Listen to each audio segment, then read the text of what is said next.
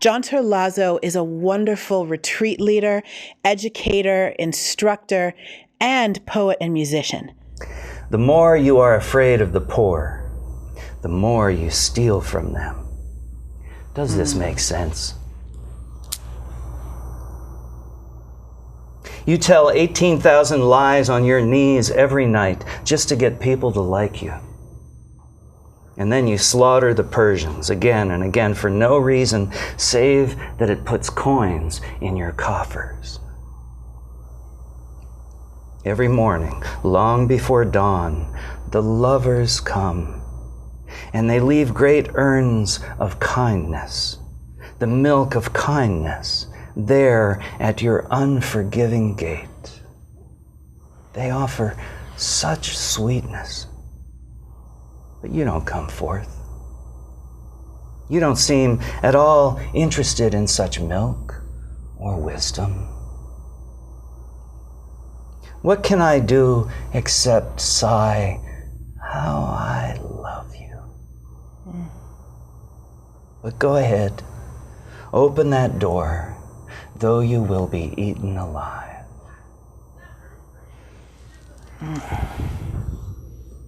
Wow. I think the first 3 lines are just worth repeating. The more you are afraid of the poor, the more you steal from them. Does this make sense?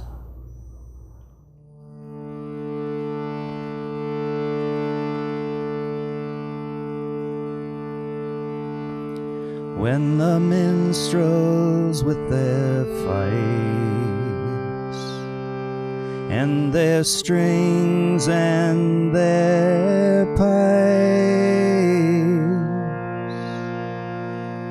arrive and make merry and true,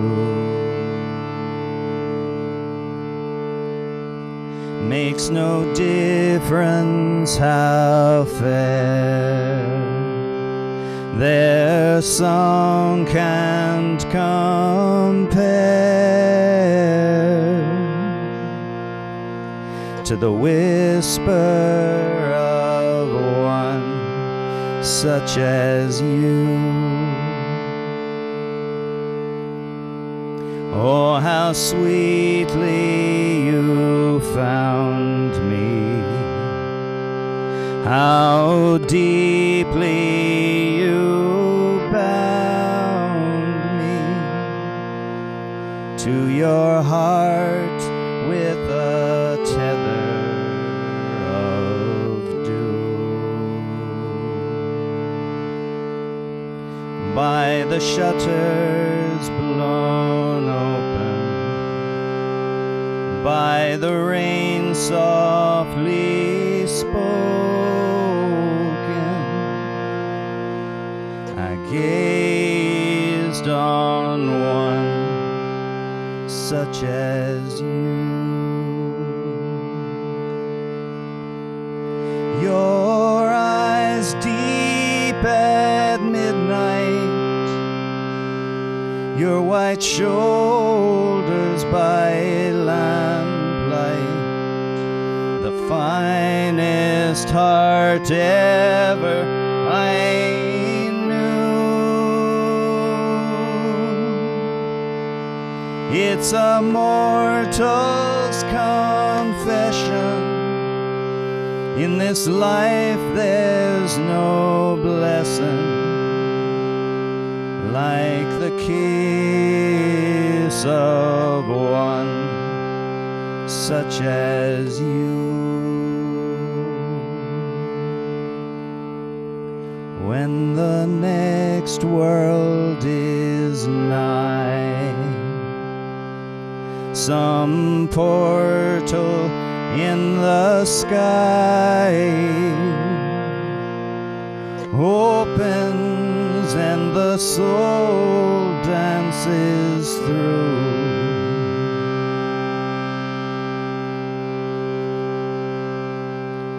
I'll value no treasure, nor honor, nor measure,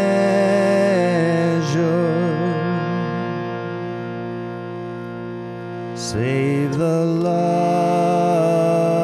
of one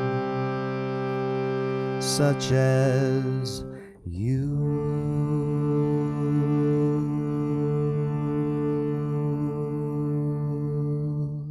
This is called Ashes. You have seen those crude architects, poisoned in their own addiction and gnawing on their fingers in bed at night, up late, making plans and arrogances. Let them have their newspaper crowns. It's all just ash. Pathetic ghouls, in their pathos, these fools might well reduce your city to flames. Let them. In such fires we are honed and refined, you and I. And in the end, it is their agonized designs which are reduced to ash. Take the veil from your mouth now and let fear fall away. Inscribed on your lips is that one word that will fell all these false armies. And should they come to your cave bearing axes, malice, and crossbows, let them enter. What difference does it make? All of it will fall to ash. As for you, take up your unseen creature and step lightly upon the ether.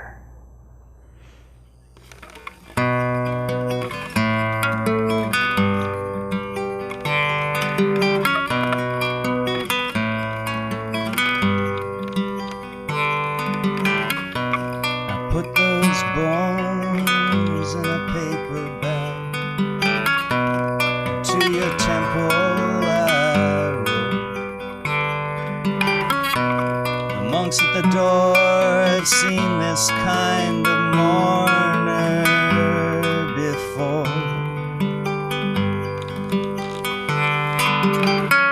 I took up my relics and I went inside. Oh, your temple door was cold. I lit the flames of the blessed candles your hands have made, and I was hollow like a flame. In the air I was hollow like a flame. Oh, I was hollow like a flame.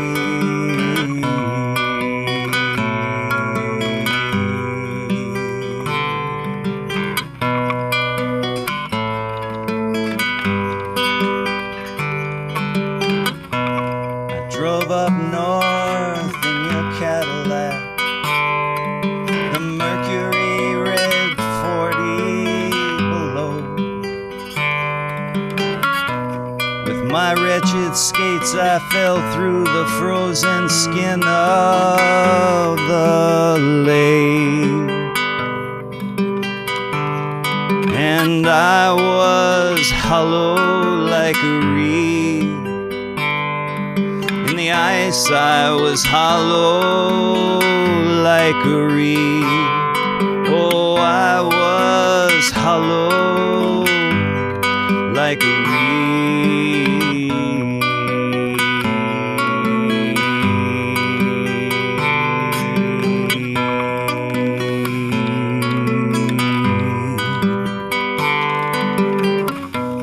And the crows fly above a world of wheat, where you lie naked and white.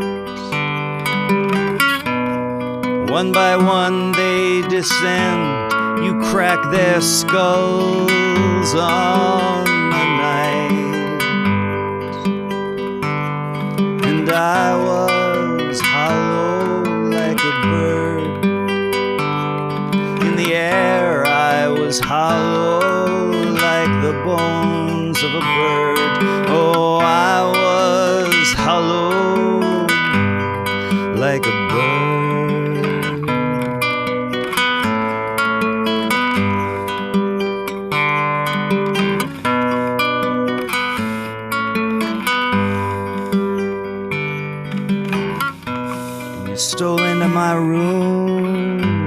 flashlight and your gloves and your black satin mask. The way you smiled at me was piracy. I never had a chance.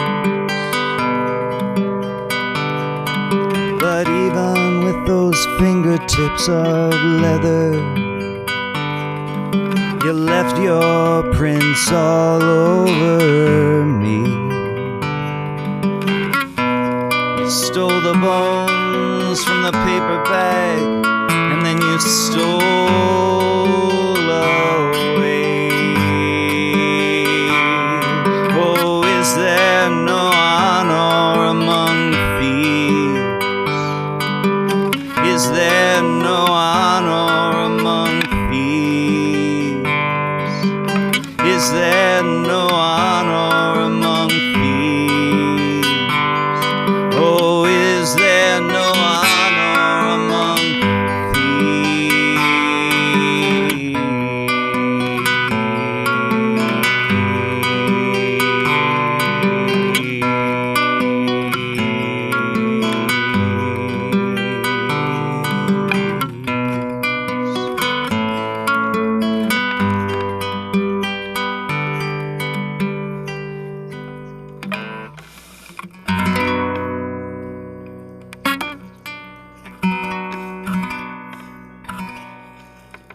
9,000 years singing at your door, 9,000 years kneeling on your floor, 9,000 years longing in this land, 9,000 years to feel the comfort of your hand, 9,000 years blowing on this horn, 9,000 years waiting to be born, 9,000 years weeping by the sea, 9,000 years, do you hear me, do you hear me, do you hear me?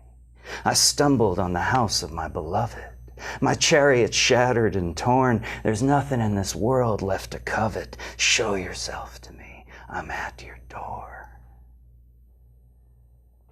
9,000 years tending this desire, 9,000 years sitting silent in the fire, 9,000 years aching to be seen, 9,000 years in somebody else's dream, 9,000 years outside your window pane, 9,000 years beat about by the hurricane, 9,000 years awaiting on your grace, 9,000 years a stranger to this place, 9,000 years standing here without a prayer, 9,000 years let me touch your hair, let me touch your hair.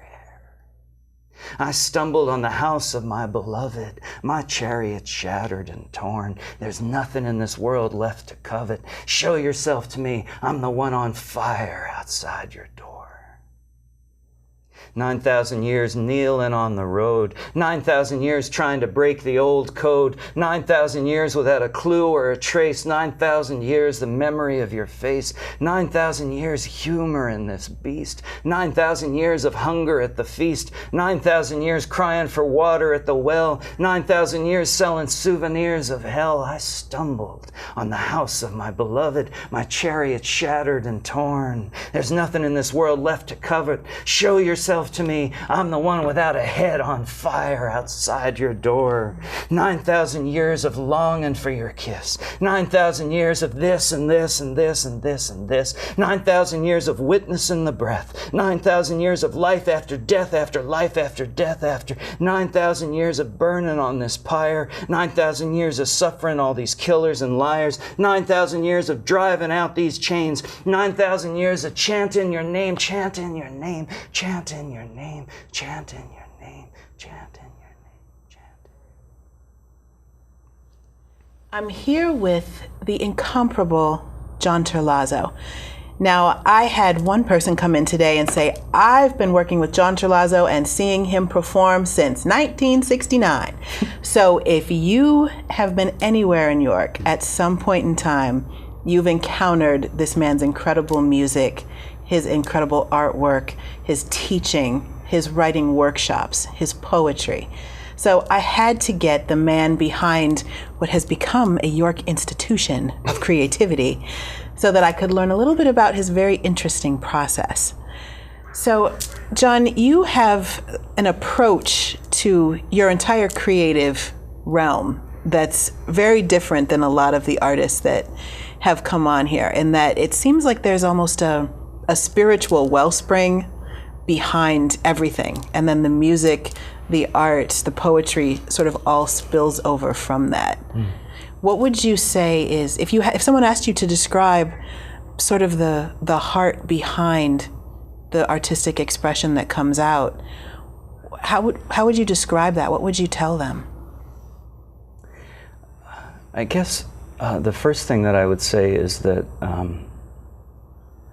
I've been doing poetry and song all my life, writing it because because ultimately I think you can't express it. You know, I'm spending my life trying to do what can't be done, and I'm in a great joy. There's a great deep joy about that. There are words that, words will never fully make it. And so I want to work as deeply as I can into the energies that go beneath all of that, beneath our concepts. Matisse said, truth and reality in art do not arise until you no longer understand what you're doing.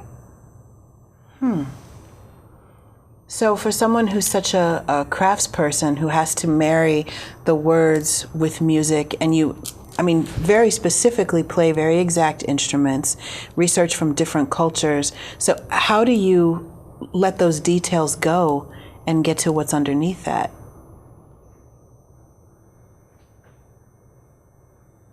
I don't know how to answer that. I just, I refuse to let it become secondary in my life.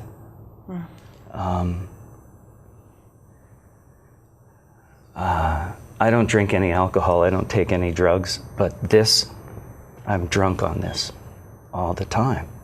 And, that's the life I want. I want to sink into song and poetry, into painting. And the rest of it,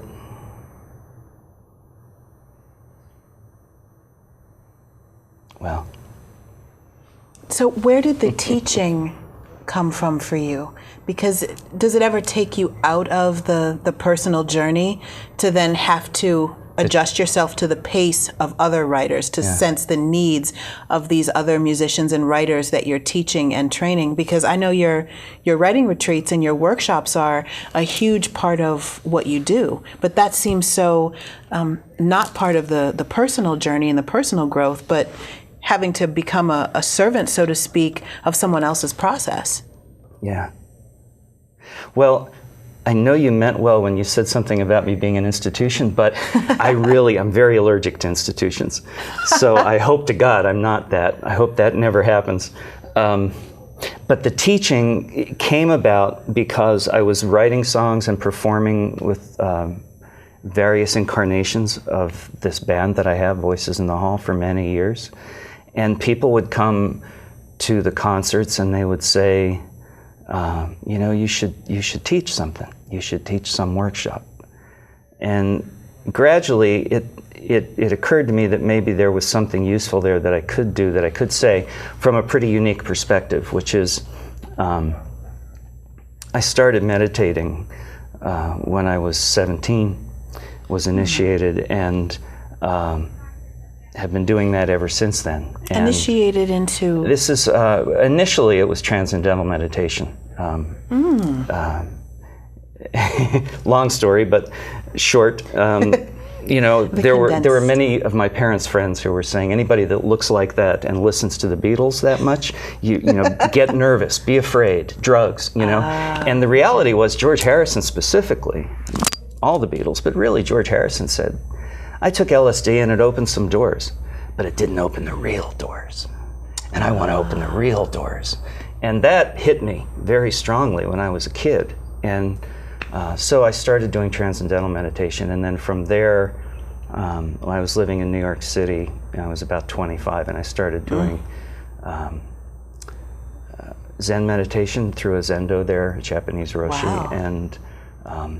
And really what's kind of become my life now is a hybrid of those sort of Indian and Japanese energies. There's a lot there that's completely identical. And is that where I noticed a lot of the music that you do is not stereotypical traditional English or American music? Has that influence in the meditation and the spirituality, is that I hope so. what bled over into the work? I hope so. I would like to, I love, the ideas that came through people like Emerson talking about transcendence in the West, because all he was talking about was what they'd been talking about in the East forever. Not somebody's concept of God or truth, but what's deeper than anybody's concept. There's something that's in the essence of your being. It's in every cell of your body. It's in every cell of your soul. And that, it can't be defined. It can't be bought and sold. It can't be, when we reach that energy, there's nothing else to do but humility.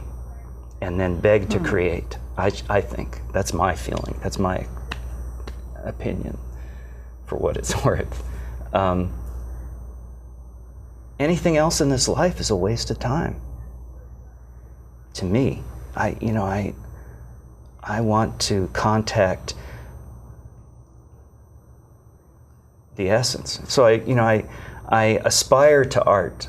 We throw the word artist around a lot in our culture. There are a lot of people that get labeled artist, and most of us aren't. We're people who are aspiring to art. I've been doing this for 40 years. I'm aspiring to art. So you wouldn't consider yourself an artist with all the books to your credit and the CDs to your credit? It's work that I'm doing and that I can't not do, and that I will do as long as I'm walking around in this body. But it's really kind of irrelevant. And it's one of the things in the writing retreats that we talk about. Don't get attached to whether somebody calls you a poet or a songwriter or an artist, or any more than a banker or a lawyer or a magician. These are just words. These are concepts, and it has nothing to do with the real essence that's at the center of your being. And the essence that's at the center of your being, identical to the essence that's at the center of mine. And all of this, Carla and John don't exist there. Something else is happening. So you don't think that at our core, at our center, which creates such different art out of such different people, that there's not some fundamental difference between us? Oh, sure. There's always any breath you take is going to move molecules around in the world in a way that's never been done before. Right. So there's always this amazing wonder. And yeah, I'm really, I'll use the word again, I'm drunk on that wonder. But the specific personality of this guy, or somebody else, those personalities are only a very tiny, small portion of what we are. And we would make a big mistake to get too lost in those.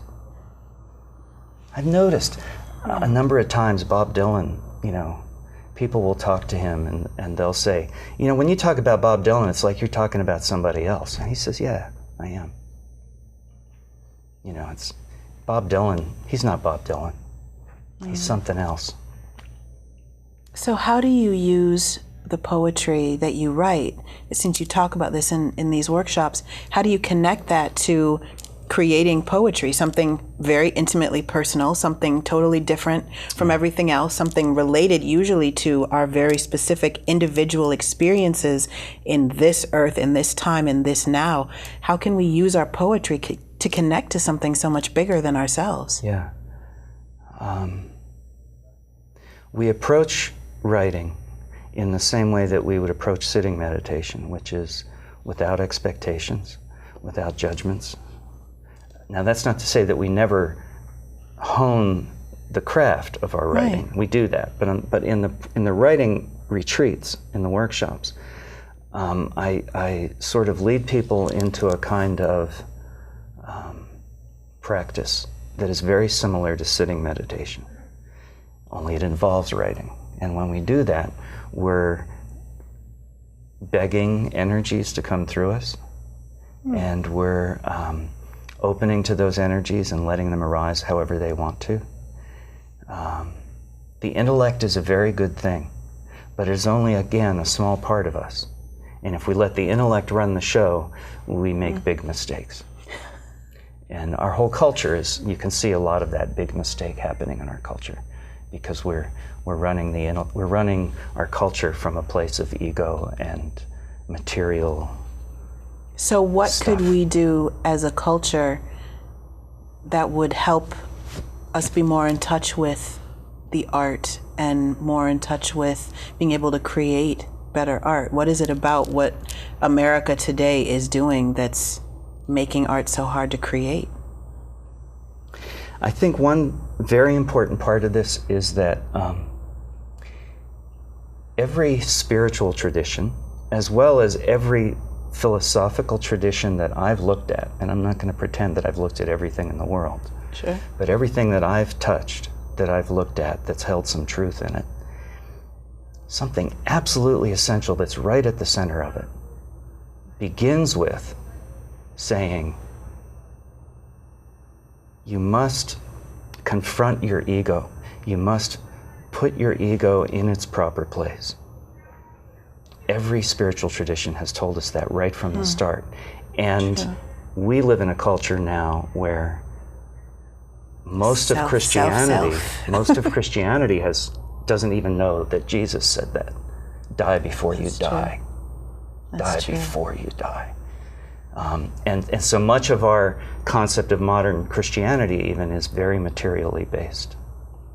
There are wonderful Christians in the world. I'm not saying all people this or all people that. Right. And we have a culture then at large that's entirely ego-based. Everything about advertising tells us ego is God. Everything about the system that runs on money first tells us ego is God.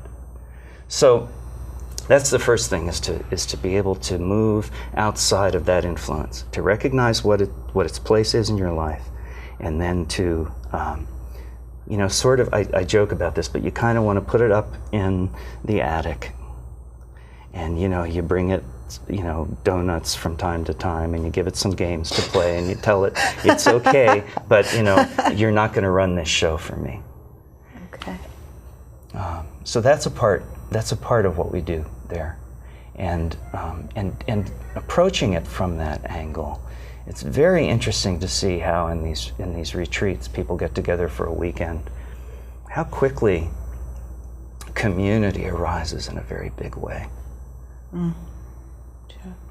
It's very specifically designed so that people who've done a lot of writing in their lives sit down right next to people who've always wanted to write and have been afraid, and they support one another. So it's a very, I think that's another way in which it is extremely unique. I've been told often, this is not like any college course I've ever taken, and I'm happy to hear that. I'm very grateful about that. There are good college courses, but I'm just saying that we're doing something else here.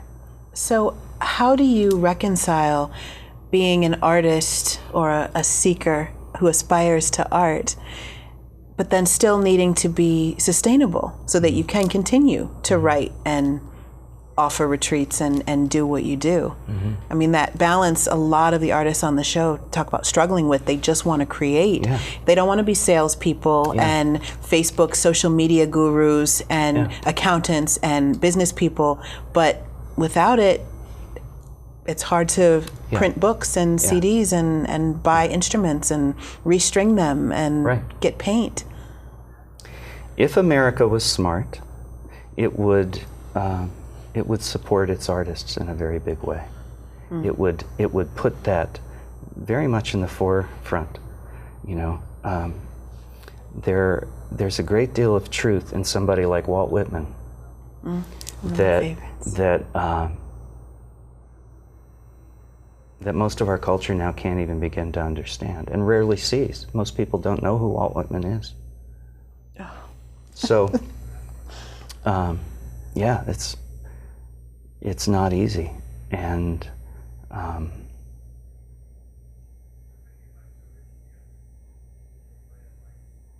but it's also true, I think, that it is very possible to live on very little and to do it well. And I've made a point of doing that most of my life. I know people who've made a point of doing that. It's, you know, money just isn't everything. Mo money, mo problems. Yeah, that can be true. I mean, I could do better. You know, it's feast or famine. I'm not pretending otherwise. And I've done things, you know, around the edges. I used to make signs, carved signs. I've done massage therapy. I've done, I do work now for a social service organization that works with folks who are dealing with schizophrenia. And fortunately, it's a schedule that works really well for me, because I'm there for 3 nights and then I'm off for 6 days, back for 3 nights. So I have time to do this work and to focus on performances and writing and teaching. So you structure the rest of your life around the art as opposed to fitting the art in around the rest of your life. Yeah, I have to. You have to make, I think most artists have to make that priority choice at a certain point in their career. Am I living around my art, or am I putting my art in around my life? Yeah. But you can't do both. Yeah. Yeah. You know,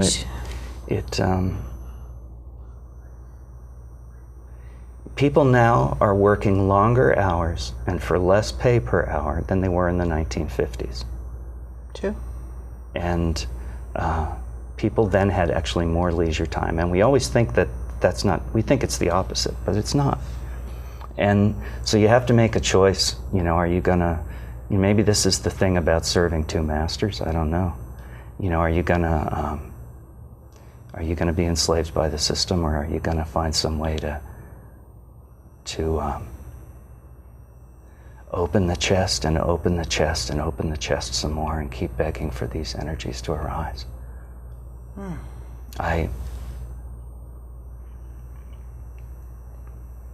I'm not saying I know, and I'm not saying it's easy. I'm just saying that I do know.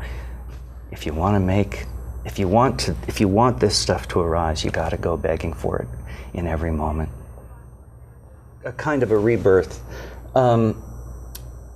Initially, in 1967 in San Francisco, there was something called the human being. And it happened many times. And these were great, enormous free concerts.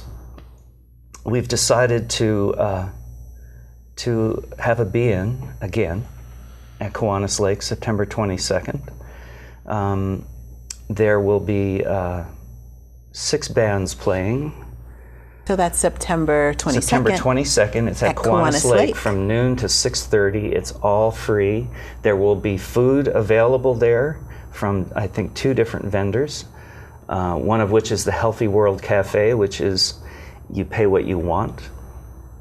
Wow. Wow. You know, it's stunning to me that the be-ins happened for 10 or 12 years, always for free, always with this open-hearted sense of community, always for the sake of the music.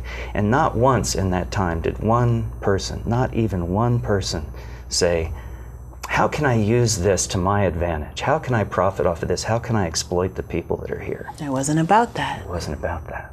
So we're going to do it again. And it's wonderful. There are a lot of people in their 50s and 60s, and there are a lot of people in their 20s that are coming to this. And it's community. Gives you hope for the future generations. Yeah, yeah.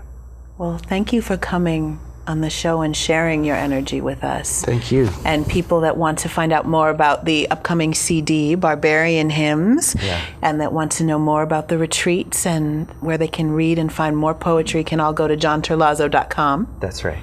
And check you out. That's and right. Hopefully we'll see everyone at the Be-In on September 22nd. Wonderful. Thank you. Thank you very much, Carla. This is a song called Say When. It has a lot to do with my battles with alcoholism 5 years ago and life and everything combined. This is sort of my, everybody that writes songs that has had that in their lives eventually writes a song about it. So here's mine.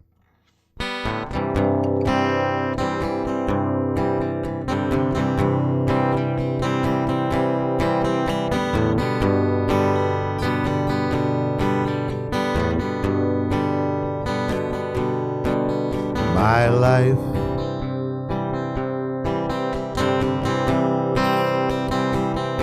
is an open book.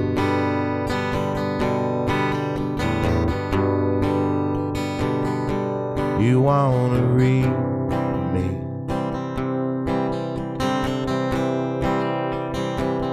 Just take a look.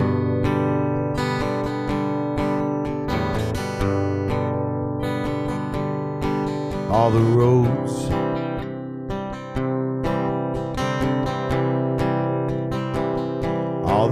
I've traveled,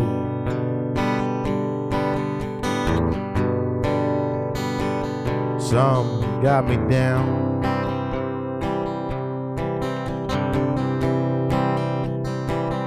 and a little unraveled.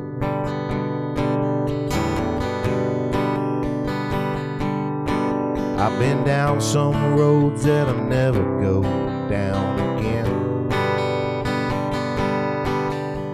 I think I've given up about everything I can. So when I've had enough, can I just say when?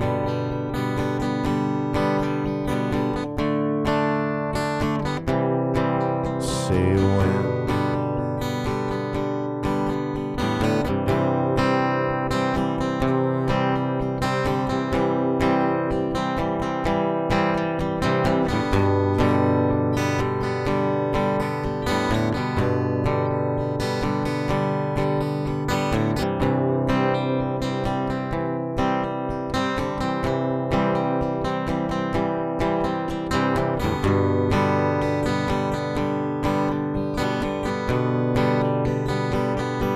It wasn't hard.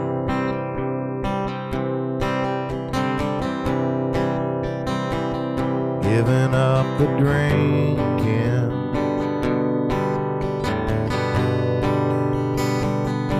But what was hard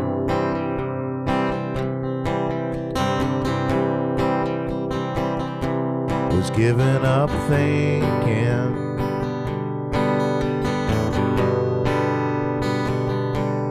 How I changed.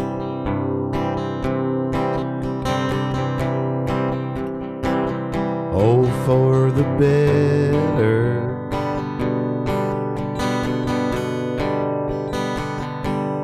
And that girl,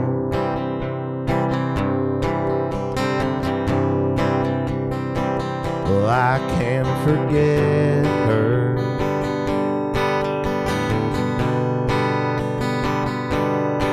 I've been down some roads that I'll never go down again. You gotta pick yourself up from a fall every now and then.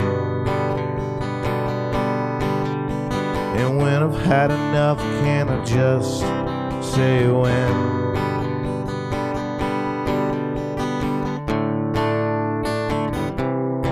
Say when. I've been down some roads that I'll never go down again. And I think I've given up about everything I can. You gotta pick yourself up from a fall every now and then. So when I've had enough, can I just say when?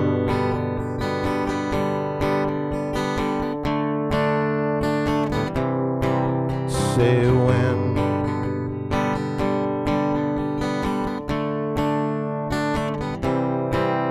Say when. When I was growing up, my dad gave me a lot of advice and wisdom on how to grow up. You know, how to live and I can remember three in particular that have struck a chord or were things that I remembered all through my life. And the one was, if it isn't bleeding, it doesn't hurt. At my rehearsal dinner for my first wedding, he said, don't go to bed mad, and you can't worry about the things in life that you can't change. So this one's for my dad.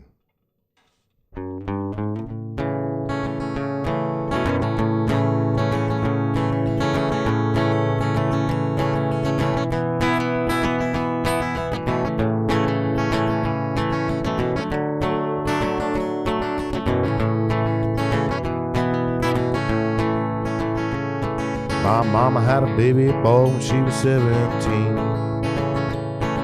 My mama had a baby boy when she was 17. And my daddy gave me his name, and they loved me just the same. My mama had a baby boy when she was 17. My daddy was a poor man working on a rich man's train. My daddy was a poor man working on a rich man's train. He worked all day and night so me and my mama could live right. My daddy was a poor man working on a rich man's train. You can't worry about the things in your life you can't change. You can't worry about the things in your life you can't change. And I think it's plain to see, you know they're never ever gonna change me. You can't worry about the things in your life you can't change.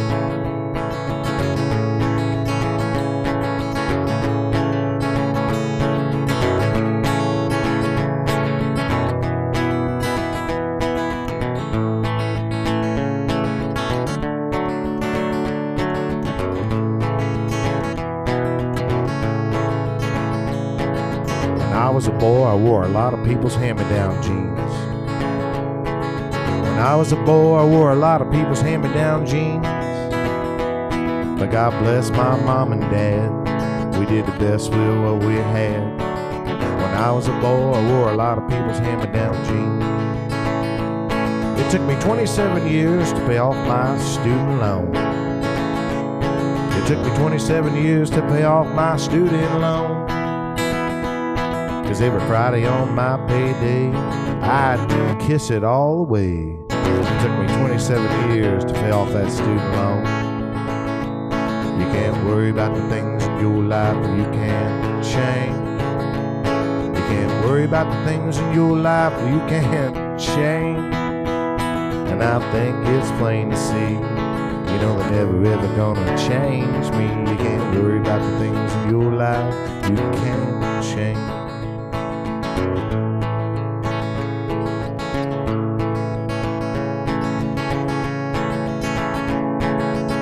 I should put Come Around the Mountain right in there. It's basically the same thing. Feel free to sing along. Well, will you bury my bones and you carry my soul away? Well, will you bury my bones and you carry my soul away? You can just lay me up in the trees on that mountain in Tennessee. Will you bury my bones and you carry my soul away? So when I get to heaven, do you think they'll know my name? When I get to heaven, do you think they'll know my name? I worked hard in this life through all the trouble and the strife. So when I get to heaven, do you think they'll know my name?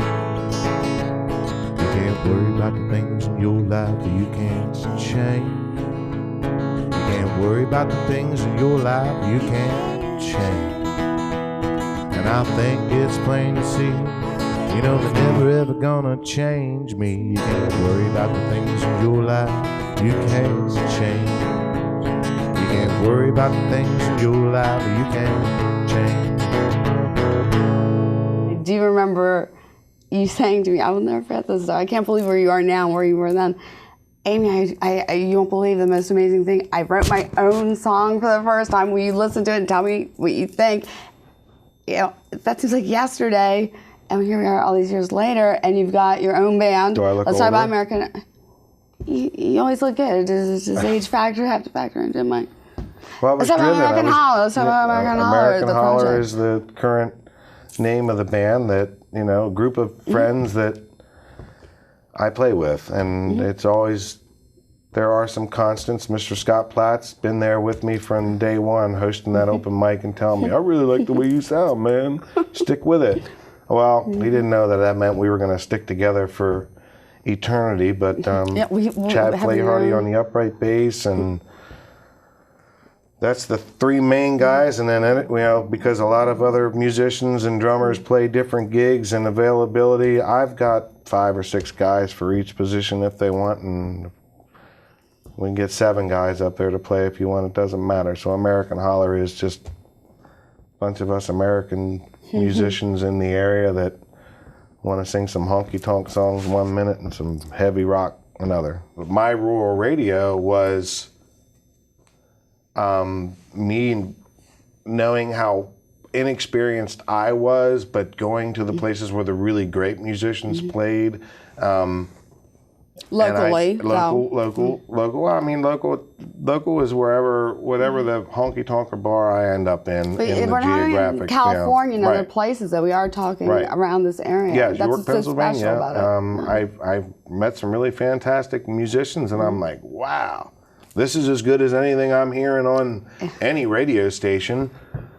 Wow, it's how can you get more people to come see this music? And every performer or musician will tell you the same thing. That's the biggest thing. You could be playing the best song that you've ever written, and everybody plays it all great, but if there's no one there to listen to it, then what's that worth? You started My Rural Radio. What did you do? Well, Trampus Furry and I, my cousin, were at a family picnic, and we were like, how can we get more people to come to the bar where he worked to see the bands that played there? And I, like, without a whole bunch of, you know, if the bar wasn't going to advertise this or say this or do this, there is, you know, short of burning everybody a CD after you bought every CD and hand delivering it. Oh, you wouldn't believe this guy I saw at the bar last night. I wish you could make it out. Well, you know, I had the kids, I had to work, blah, blah, blah. Trampus says, well, why don't we make a radio station? Because he knew that I was a little technological savvy, and I was like, no, I don't really know a whole lot about antennas or how that all works and where to even start. You didn't know any of, I know you are technical, Well, but you didn't know I have a web those design things. firm, Yeah. and that was where it led next, is that I thought with things that you could do on MySpace and just all the things that I saw in other places, there's got to be a way to be able to make an internet radio station and stream however many songs you want. It just snowballed, that just more people kept finding out about it, and we didn't do any advertising. It just sort of did its own thing virally in an attempt, in an effort to give exposure to good music that without myruralradio.com, you wouldn't be able to find it or hear it unless you lucked into that particular bar. It captures it for the rest of it. We are here. We did something. This is what we did. This is what we valued, and we passed that on. It's not going to die with you and me. Well, that was sort of why we did the first Fall Fest, was a way to, okay, let's get these 8-9 musicians together that are on this radio, and I want to do a festival. And this was shortly after, like, when we had the idea of making a radio station. 3 days later, I had a functioning URL and radio station with a player on it. And then by October 20-something of that same year, we had a festival. One Mississippi, Wild Goose Chase, A.D. Chandler, the Darls, and a whole slew of these bands, High Point Ramblers, all came together and played. I think that was like my 3rd gig with a band. I had not, I mean, I played by myself, but that was actually my 3rd gig with a band. I put a band together to play my own festival. Maybe that's why we did it. I knew that no other radio station would play my songs. So Fall Fest 5 is actually coming up. It's October 19th, 2013. It's held annually at Naylor Winery. Underneath the pavilion. They have a pavilion stage, and we have a moon deck stage where we will be running 2 stages and about 12 to 14 bands that'll be playing one stage shuts off, the other one starts. If people want to go and they want tickets or find out more information, what do they do? You go to myruralradio.com, click on the Fall Fest 5 link, and it's a good thing that we've been doing some wonderful musicians. This will be the 5th year. All of the musicians that have played it are all outstanding. It's a wonderful day. We have pumpkins donated by Shaw's Orchards and things from Campbell's Music and Stringed Instrument Repair. The whole community of musicians and the people that support the musicians and the venues like the Cove who sponsor the stage, Yorktoberfest that will be sponsoring our event in order to cross-promote and help their event, which is the following weekend, my good friend Matt Davis. So it is kid-friendly. Kids 15 and under are free. Have them dress up in a Halloween costume because we give away a prize for kids' Halloween costume and then the adult costume. Kids 15 and over are going to pay $15, but you're getting $12, like $1 a band, maybe $1.09 a band. All the proceeds that we generate after our bills are paid for the things that go into the festival, because a festival of this magnitude is a lot. But after the bills are paid, we've decided this year that we are going to give closer to our own community.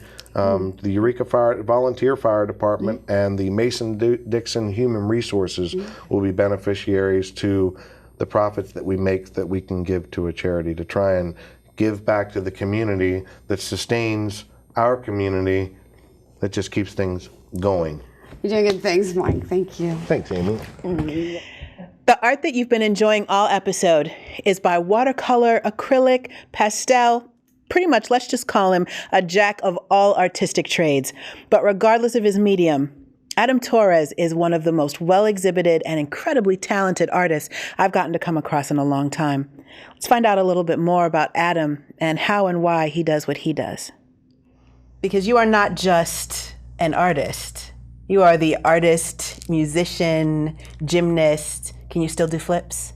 No, I'm getting too old for that right now. So, no gymnastics demonstration today. I today. can teach, but I can't.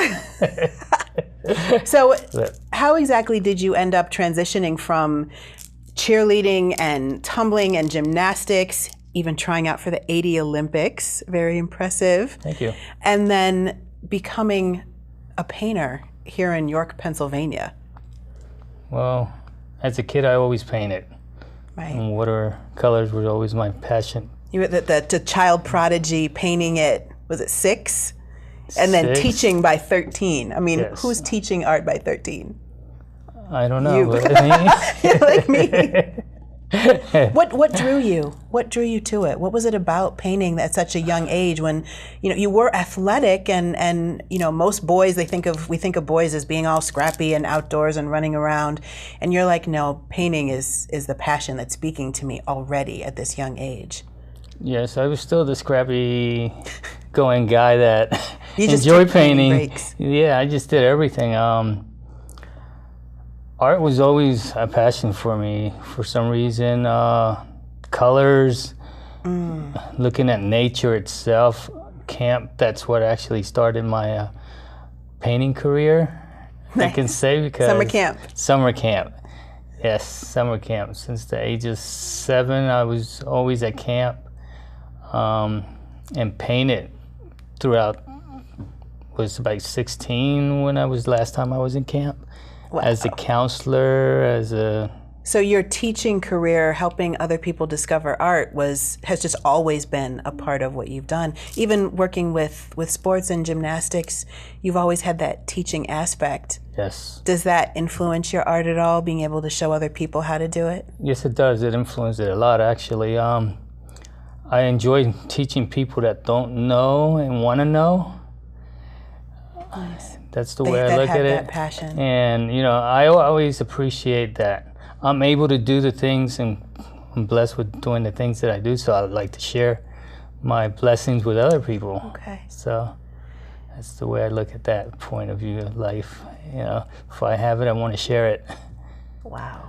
Now, you have, you cover a whole wide variety of subjects, but you definitely do have that nature influence in almost all of your artwork. In fact, let's take a close look at Memories of the Defender, which is this gorgeous painting with the elephant, but we have all these scenes going on in the ears here. What was the inspiration behind this piece?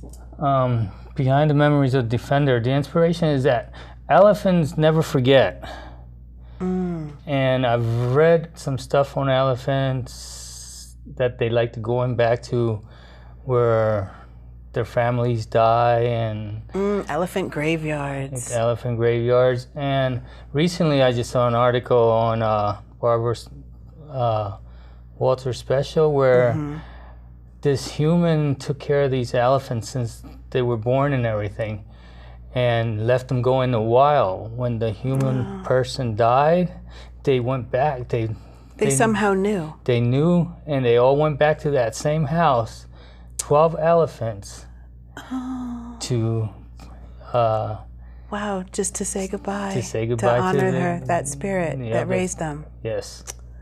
Wow. So do most of your paintings have a story like that, where something in particular from real life inspires you and moves you to paint it? Or when you sit down and paint, does the art just emerge and then you figure out what you're painting later? Like, how do you decide, because your work is so very crafted, how do you decide what it is that's going to be the subject for your next work? I just let my heart do it. I mean, there's a lot of the paintings are, wildlife. So, and I've always loved animals. Always had animals since I was a kid, whether it was chickens or rabbits or birds. not your typical boy and his dog. No, Right. you had the whole zoo. You're like, no, I had the dogs too. I had the dogs too. You name it, I had that dog. Nice. But as far as subject goes, I just go with the flow. If I feel like there's a need for me to bring out that painting of this creature, I will draw it and put my own touch into the artwork. Okay. Okay, now what about, this next one we have a picture of, which is actually Kenya sunrise, this beautiful tree scene. Now, there are not any animals in this one. So what was the personal inspiration that just made you so moved you had to capture that moment? Africa itself. The sunsets in Africa are always beautiful. Sunrise, sunsets. Some people can't really tell if it's up or down, so I... Sunrise, sunset. Sunset, yeah, they both end up in the same middle stage, so... just the idea of doing another sunset in a place where I wish I could visit, where all the animals that I create, a lot of the animals I create come from. Okay. So, Kenya is very wild in animal. So the untamed, even in the nature of it, as opposed to just the animals, everything about that, the untamed wildness was what drew you in. Yes. Okay. Yes. Not knowing what's out there. Well, I mean, you are definitely an adventurous guy. I mean, even a professional magician, which I think is awesome, that you can, just do so much. But you said that you've been focusing more and more on your painting increasingly in recent years. What is bringing you more into the world of art as opposed to pursuing all these different interests? I'm going to say the nature of things that have happened in my life, things that I've gone through in my life, the feelings that I'm feeling at the moment is art is there. I mean, I can paint everything I'm thinking about. Now, you said when you are creating a painting, you actually will do a whole painting that's just the background, that's just those colors.